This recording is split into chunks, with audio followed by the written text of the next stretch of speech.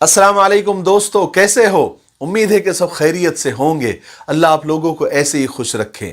ہاں، تھوڑی بہت پریشانی مصیبتیں ہیں، ہم بھی دعا کرتے ہیں، آپ بھی دعا کریں۔ دعا ہمارا ہتھیار ہے۔ آج جو میں آپ کو قصہ سنانے جا رہا ہوں وہ بڑا عجیب اور حیرت میں ڈالنے والا، اور آپ کو اس قصے سے بہت کچھ سیکھنے کو ملے گا، اور یہ قصہ سچا ہے، ریئل ہے۔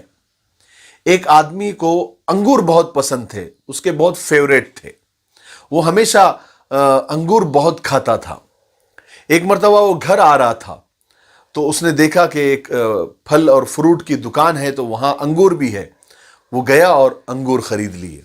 1 کلو انگور اس نے خریدے اور گھر پر لا کر اس نے تھیلی رکھی۔ اچانک اس کو کوئی کام یاد آ گیا تو اس نے تھیلی رکھی اور اس کام کے لیے وہ باہر چلا گیا۔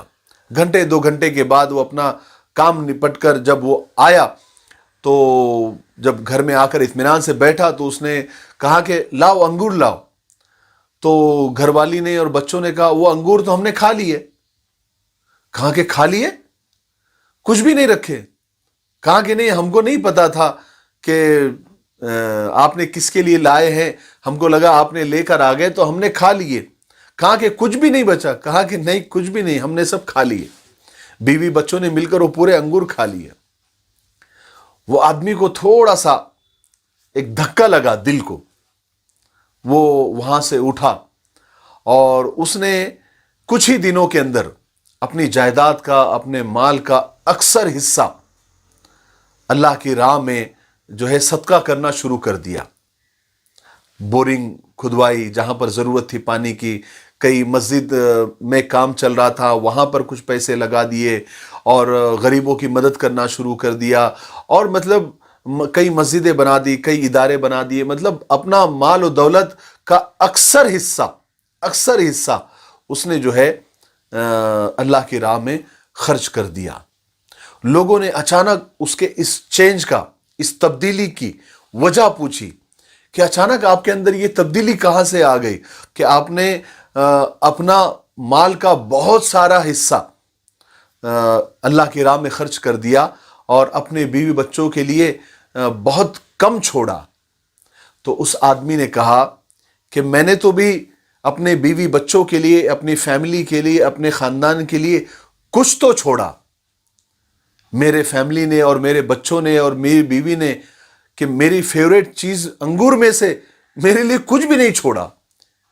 جو فیملی، جو میرا پریوار میری فیوریٹ چیز میں سے، میرے انگور میں سے میرے لیے ایک دانہ نہیں بچا سکی، ان سے میں کیا امید کر سکتا ہوں کہ میرے مرنے کے بعد وہ میرے لیے ایصال ثواب کریں گے، یا میرے لیے قرآن پڑھ کر بخشیں گے، یا میرے مرنے کے بعد میرے نام پر کچھ کریں گے، جو میرے لیے انگور کا ایک دانہ نہیں چھوڑ سکے۔ یہ قصہ میرے لیے بڑا عجیب تھا، آپ کے لیے بھی عجیب ہوگا، لیکن اس قصے سے مجھے ایک چیز سیکھنے کو ملی کہ انسان جب قبر میں جاتا ہے تو وہ صرف اپنے اعمال لے کے جاتا ہے۔ دنیا والوں کے بھروسے پر مت رہو کہ دنیا والے ایصال ثواب کریں گے، آپ کی فیملی ایصال ثواب کرے گی۔ ٹھیک ہے، وہ کرے گی، اچھی بات ہے اگر کرتی ہے تو۔ اگر ہم نے نیک اولاد چھوڑ کر گئے ہیں، نیک فیملی چھوڑ کر گئے ہیں، ان کی اچھی تربیت کر کے گئے ہیں، تو نیک اولاد سے بڑھ کر اچھا ایصال ثواب کوئی بھی نہیں ہے۔ لیکن صرف ان کے بھروسے پر قبر میں جانا، یہ تو کوئی عقل مندی نہیں ہے۔ ہم چھوٹے سے سفر پر جاتے ہیں تو کپڑے ساتھ لے لیتے ہیں، تیل صابن ساتھ لے لیتے ہیں، کھانا ساتھ میں لے لیتے ہیں، اور بہت ساری تیاریاں کر لیتے ہیں، ایک اچھا سا بڑا سا بیگ تیار کر لیتے ہیں۔ اور اگر ہم کو فورن ٹور پہ جانا ہو تو اور 4 بیگ ساتھ میں لے لیتے ہیں، کیونکہ بھائی لمبا سفر ہے۔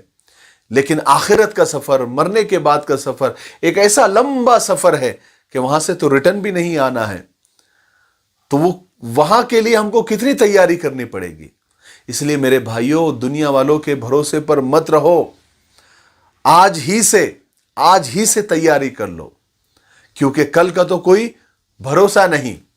اسی لیے ایک شاعر نے بڑا اچھا شعر کہا ہے، زندگی زیست کے سائے میں تلے یا نہ تلے، اپنا منہ اپنے ہاتھ سے دھلے یا نہ دھلے، ہم تو اسی رات کے سجدوں کو غنیمت جانے، کیا پتا صبح آنکھ کھلے یا نہ کھلے۔